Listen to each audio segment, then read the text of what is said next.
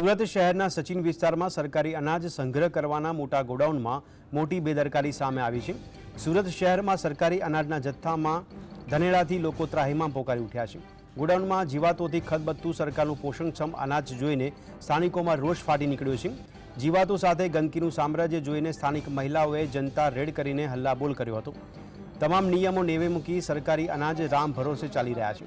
અનાજ ઘરમાં રહેલી જીવાત ઉડીને લોકોના ઘર સુધી પહોંચતા હોવાની ફરિયાદ કરીને અધિકારીને ધાનેડા અને જીવાતના વિડીયો બતાવ્યા હતા।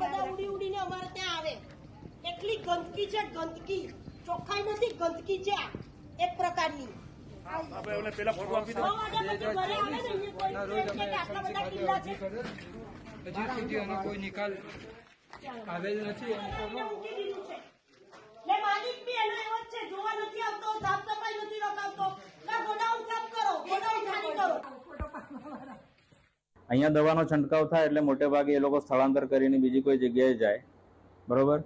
ગઈ વખતે અમે લોકોએ જે દવા છંટકાવ કરી અથવા તો જે ટીકડીઓ મૂકી પાવડર છંટાવ્યો એમના પ્રિમાઇસીસ તરફથી છંટાવ્યો, જેથી કરીને જીવાતો એ તરફ ક્રોસ કરીને ના જાય।